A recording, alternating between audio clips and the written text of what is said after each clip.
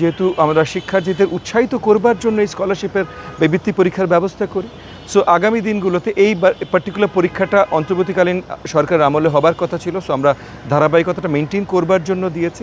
আগামী পরীক্ষা হবার আগে আমরা নীতিমালায় বেশ কিছু চেঞ্জেস আনতে ইচ্ছুক, যেমন স্কলারশিপের অ্যামাউন্ট, মানে কতখানি তারা পাবেন, কিভাবে পাবেন, কত সংখ্যক শিক্ষার্থী পাবেন, পাবলিক তো সবাই পাবেন, প্রাইভেটে কত পার্সেন্টেজ পাবেন, এই সব কিছু নিয়ে আবার নতুন করে আমরা হিসাব নিকাশ করতে চাই, এমনভাবে করতে চাই যেন আরও বেশি উৎসাহিত সকল পর্যায়ে শিক্ষার্থীদের এবং গার্ডিয়ানদের করা যায়।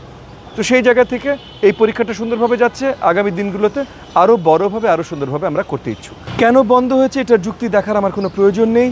আমরা শুরু করেছি কারণ আমরা সকল প্রচেষ্টা চালিয়ে যেতে চাই যেটা শিক্ষার্থীদের এবং গার্ডিয়ানদের উৎসাহিত করবে শিক্ষার্থীদের ক্যাম্পাসে স্কুলে পাঠাবার জন্য, শিক্ষা প্রদান করবার জন্য।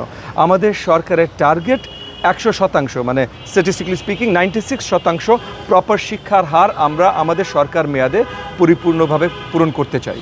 সো সেখানে প্রাথমিক ফুল করতে হবে এবং নন ফর্মাল শিক্ষা ব্যবস্থা আমরা অনেক জোরদার প্রেশার দেব, সেগুলো নিয়ে কাজ চলছে। ইনশাআল্লাহ আগামী দিনগুলোতে আপনারা ভালোভাবে সেগুলোর পরিকল্পনাগুলোও জানবেন, রেজাল্টগুলোও দেখবেন। দেখেন কী ধরনের সমস্যার সম্মুখীন হতে হচ্ছে এটা স্টুডেন্টসরা ভালোভাবে বুঝবেন। এগেন আমরা বৃত্তি, স্কলারশিপ এগুলো দেওয়ার মূল কারণ হলো শিক্ষার্থীদের এবং গার্ডিয়ানদের উৎসাহিত করবার।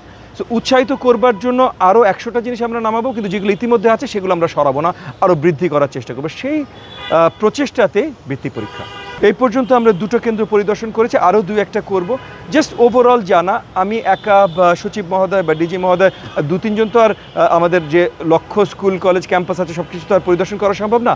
আমরা লোকাল রিপোর্টস জেলা শিক্ষা অফিসার থেকে উপজেলা শিক্ষা অফিস সবার কাছ থেকে লোকাল রিপোর্টস আমরা নিচ্ছি। এই যে আমরা একসাথে যখন দেখছি তখন ফোনে কন্টিনিউসলি সচিব মহোদয় আছেন, বিভিন্ন জেলার খবর নিচ্ছেন, ডিজি মহোদয় খবর নিচ্ছেন। সো ওভারঅল যত রিপোর্টস আসছে সব পজিটিভ রিপোর্টস আসছে, আমরা সো ফার খুবই প্লিজড।